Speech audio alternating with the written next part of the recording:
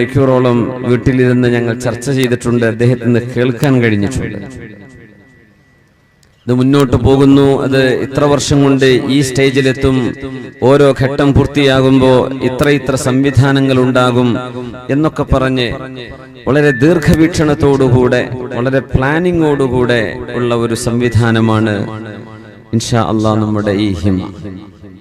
ഇതിനൊരു ഹിമ്മത്ത് വേണം. എനിക്ക് തോന്നുന്നു ഹിമ്മ എന്ന പദത്തിൽ നിന്നായിരിക്കണം haven for intimacy and merciful atmosphere, കാരുണ്യത്തിന്റെയും പാരസ്പര്യ ബോധത്തിന്റെയും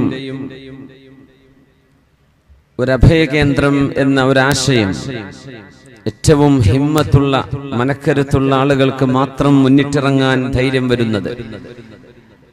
നമ്മളൊരു അറബി കോളേജിനെ സംബന്ധിച്ച് ഒരു പള്ളി ദർസിനെ കുറിച്ചൊക്കെ ആലോചിക്കുമ്പോൾ അവിടെ വിദ്യാർത്ഥിനികൾക്ക് സൗണ്ട് ഒന്നും കൂടെ നല്ല, ഞാൻ ലൈഫായ മനുഷ്യനാണ്, അതുകൊണ്ട് സൗണ്ട് നന്നായിട്ട് വേണം, ഇത്രയൊന്നും പോരാ. നമ്മൾ അവരുടെ ഭക്ഷണകാര്യം മാത്രമാണ് ആലോചിക്കാറുള്ളത്.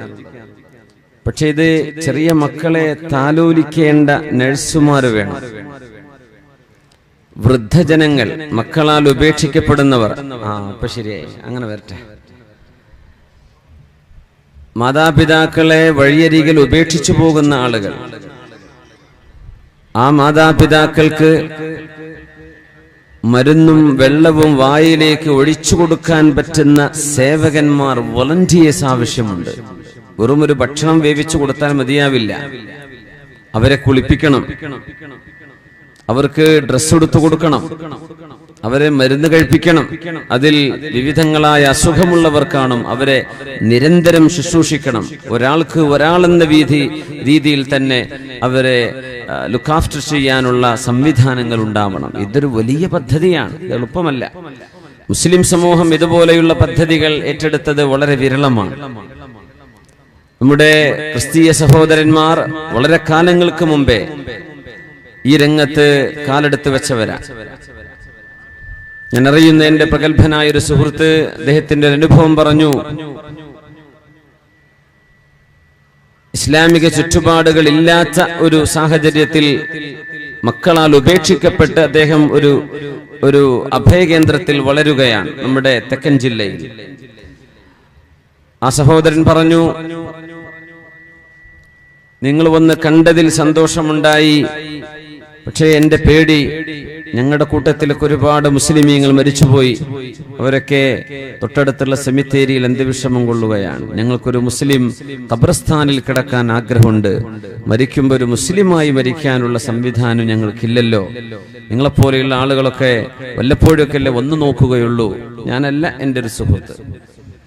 ആ ഒരു ആശയത്തിൽ നിന്ന് അദ്ദേഹം ഇതുപോലെയുള്ള സൗണ്ട് കുറഞ്ഞു വന്നു, ഇതുപോലെയുള്ള ഒരു സംവിധാനത്തെ സംബന്ധിച്ച് ആലോചിക്കുകയാണ്.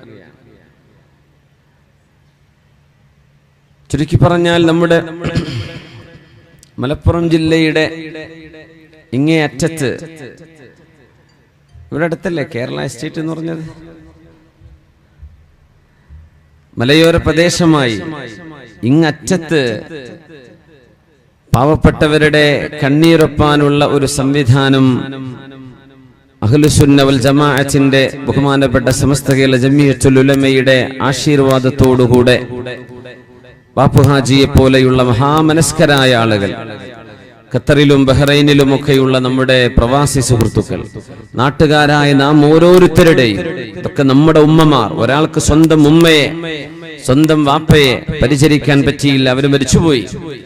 ജീവിച്ചിരിക്കുന്ന കാലത്ത് മാതാപിതാക്കളെ പരിചരിക്കുന്ന ആ ഒരു മഹത്വമോ അതിന്റെ കൂലിയോ അറിയില്ലായിരുന്നു. അങ്ങനെ അവർക്ക് കാര്യമായതൊന്നും ചെയ്തു കൊടുക്കാൻ കഴിഞ്ഞില്ല. അങ്ങനെ സങ്കടം പേറുന്നവർ, അവർക്ക് ഒരുപാട് ഉമ്മമാർ, ഒരുപാട് ഉപ്പമാർ കൈവരുന്ന, പരിപാലിക്കാൻ കഴിയുന്ന ഹബീബായ സ്വല്ലല്ലാഹു അലൈഹി വസല്ലമ തങ്ങൾ ധർമ്മസമരത്തെക്കാളും